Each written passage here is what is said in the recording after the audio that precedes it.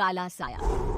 यूं तो बनारस घाट अपनी खूबसूरती के लिए बहुत प्रचलित है, पर घाट के किनारे कई राज लिए बैठे हैं। ये कहानी शुरू होती है बनारस के घाट के पास बने ममता निवास से, जहाँ प्रिया लाल जोड़े में ममता के घर उसकी बहू बनकर आती है। आओ आओ बहू, घर को अपने पैरों से पवित्र करो। ममता घर की दहलीज पार कर ही रही होती है कि अचानक एक बहुत गंदी सी बास पूरे घर में फैल जाती है। ये बदबू और ये आवाजें, ये कौन हंस रहा है माँ? ये पड़ोसी ना हमारे थोड़े अलग से है। कहाँ हम शाकाहारी और ये मांस मच्छी खाने वाले। छोड़, तू ध्यान मत दे और गृह प्रवेश कर। और हाँ बहू, अपनी सास की एक बात हमेशा याद रखना, इन पड़ोसियों से तो कभी बात नहीं करेगी। अच्छे लोग नहीं है ये। अपनी सास की ये बात मानेगी ना बेटा? हाँ माँ, जो आपकी मर्जी, मैं उनसे बात नहीं करूंगी। अगले दिन प्रिया अपनी पहली रसोई बनाने रसोई घर में जाती है। ये छोटी बात तो नाक में जा रही है। एक काम करती हूँ, खिड़की खोल देती हूँ। प्रिया खिड़की खोलने जाती है। इतने चाले, लगता है इस खिड़की को कभी खोला ही नहीं गया। पर ऐसा क्यों? ओह, नॉनवेज की स्मेल आती होगी ना। 2 मिनट के लिए खोल लेती हूँ, फिर बंद कर दूंगी। प्रिया खिड़की खोलती है। खिड़की खोलते ही उसकी नजर सामने वाले घर की खिड़की पर पड़ती है, जहाँ एक लड़की खड़ी होती है। हाथों में मेहंदी, लाल रंग की साड़ी, बिल्कुल सजी धजी, मानो प्रिया की तरह ही वो भी नई नवेली बहू हो। वो प्रिया को देखकर मुस्कुराती है। हे भगवान, माँ ने तो इनसे बात करने को मना किया था। प्रिया फौरन ही खिड़की बंद कर देती है और तवे पर चढ़े रोटी की ओर देखने लगती है, पर वहाँ रोटी न होकर मछली पड़ी होती है। ये क्या? पहली ही रसोई में इतनी बड़ी गलती। हे भगवान, अब मैं क्या करूं? प्रिया बहुत डर जाती है और फौरन रसोई की सफाई करने और फिर सभी के लिए खाना बनाने लग जाती है। जब वो सबको खाना परोसती है, सब तो ठीक है, मैं बेकार में चिंता कर रही थी। हे भगवान, ऐसे ही बस अपनी कृपा बनाए रखना। रात के बाद जब सब सो रहे होते हैं, तब प्रिया को पायल की आवाज सुनाई देती है, जिससे उसकी आंख खुल जाती है। ये पायल की आवाज कहाँ से आ रही है? प्रिया उठकर उस आवाज के पीछे छत की सीढ़ियों तक जाती है।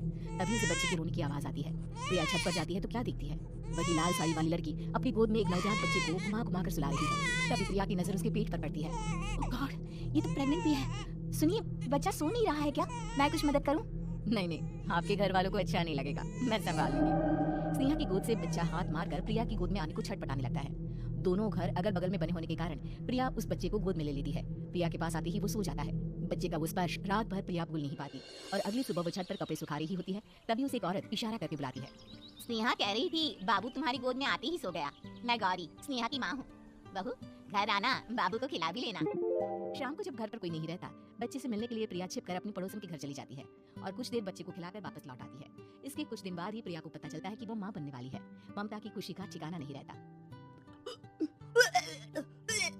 माँ जी, पता नहीं क्यों उल्टी आ रही है। प्रिया भागती हुई वॉशरूम में जाती है तो हरे और लाल रंग की उल्टी करती है। उस उल्टी में से कीड़े निकलते हैं। ये क्या? खून और ये कीड़े! माँ, माँ! प्रिया की आवाज सुनकर ममता दौड़ कर आती है, पर बेसिन में कुछ नहीं होता। प्रिया हक्की बक्की रह जाती है। ये सब क्या हो रहा है? प्रिया घबरा जाती है और अपने कमरे में जाकर सो जाती है। डर के कारण वो इतनी थक जाती है कि उसकी आंख लग जाती है। तब उसे ऐसा लगता है उसके पेट पर मानो कोई बैठा हुआ हो। कौन हो? प्रिया के पेट पर एक 5 महीने की बच्ची बैठी हुई थी, जो बुरी तरह जली हुई थी। माँ, तुम ही मुझे लाई ना अपने पेट में? मैं तुम्हारी माँ नहीं हूँ। कौन हो तुम? माँ, देखो मैं जल गई बुरी तरह से।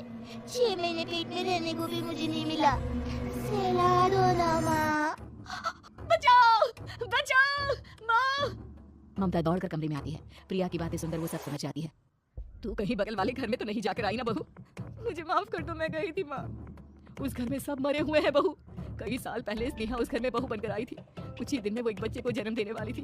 पूरा घर बच्चे के आने की खुशी में खोया था कि एक दिन अचानक उस घर में आग लग गई। सब बुरी तरह जलकर मर गए।